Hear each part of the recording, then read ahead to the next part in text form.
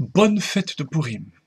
Essayons de voir ensemble un enseignement concernant la fête de Purim que nous pourrons actualiser à Purim même, avant Purim et après Purim pendant toute l'année. Cet enseignement est basé sur la Gemara qui raconte que lorsque Haman décida de détruire le peuple juif, il tira au sort la date de cette destruction et il passa en revue tous les mois, y compris les mois les plus durs pour le peuple juif, le mois de Tammuz, le mois où eut lieu la faute du veau d'or, qui fut à la cause de la réapparition, qui fut la cause de la réapparition, du retour de la mort et de la faute sur terre. Le mois de Av, le mois de la destruction du temple. Mais il ne s'en satisfait pas. C'est lorsque le sort tombe, le mois de Hadar, vous savez que sort en hébreu ça se dit choral, en persan Purim, d'où le nom de la fête de Purim, Samar Simcha Gdola. Haman fut pris d'une grande joie, parce qu'il savait que c'était un homme cultivé, c'était un homme intelligent, ne sous-estimons pas nos ennemis. Chachamim hema lehara, ils sont intelligents, parfois géniaux dans le mal. Et pourquoi cette simcha chez Haman? Parce que c'est le mois, le jour du mois, donc le 7 Adar, où Moshe Rabbeinu mourut.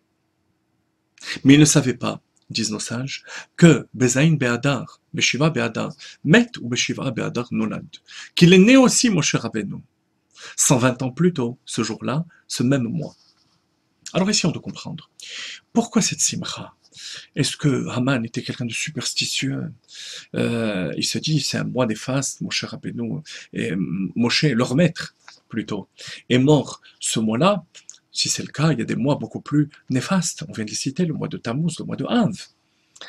En fait, Haman avait un génie insoupçonnable, si on n'avait pas la sira du Rabbi pour nous l'expliquer. Qu'est-ce qu'avait compris Haman? À quoi avait-il pensé lorsque il fut pris de cette joie?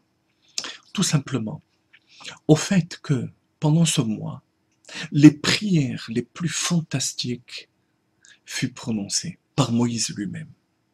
Avant sa mort, qui a eu lieu le 7 Adar, Moshe Rabbeinu a prié pas moins de 515 fois, qui correspond à la valeur numérique de Vaïtranan pour rentrer en Eretz Israël. Et ça lui fut refusé. Alors Haman se dit, si le spécialiste de la prière, Moshe Rabbeinu, qui a annulé le décret de la faute du veau d'or, donc le décret d'extermination contre le peuple juif, à cause de la faute du veau d'or, et qui a réussi à annuler ce décret, partiellement au moins, n'a pas réussi au niveau de sa prière, surtout que ça le concernait, à plus forte raison, par rapport au Mordechai de cette génération, le Moshe de cette génération, parce que bien évidemment, il s'attendait à ce que tout le peuple juif prie avec une intensité extrêmement puissante, et ça aurait annulé complètement son plan. Haman se dit, il n'y a pas de risque, pendant ce mois il y a quelque chose qui bloque au niveau de la prière.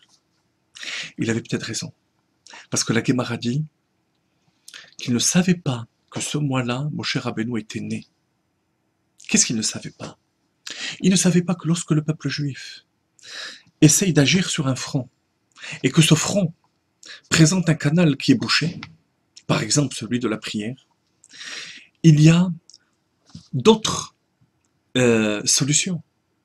La solution notamment de la lumière avec laquelle Moshe Rabbeinu est né, comme le verset dit, va terre auto kitov, kitov, c'est la lumière. Quelle lumière? La lumière de la Torah. Moshe Rabbeinu est né avec l'âme qui irradiait déjà la Torah. Ça veut dire que ce mois-là, même s'il n'est pas propice à la prière, peut-être que c'est la raison pour laquelle les prières de Moshe Rabbeinu n'ont pas fonctionné, il y a le moyen de la Torah. Et c'est tout à fait, de manière très juste, que nos maîtres disent que c'est l'arme que Mordechai a employée. Lorsqu'il se rend compte de la Gezerah, du décret d'extermination, il rassemble 22 000 enfants à qui il va enseigner les lois du Homer.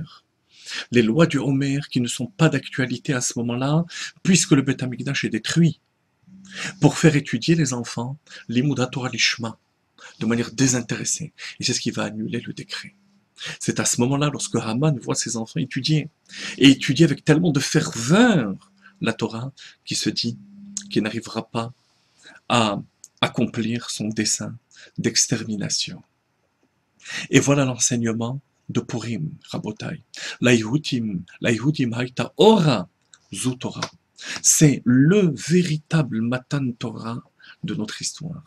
C'est le jour où on a accepté avec Messirut Nefesh, avec un don total et absolu, la Torah.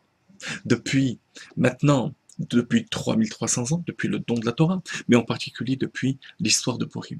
Et à Purim, la simcha de Purim, les mitzvot de Purim, toute la fête de Purim doit être imprégnée de cette acceptation.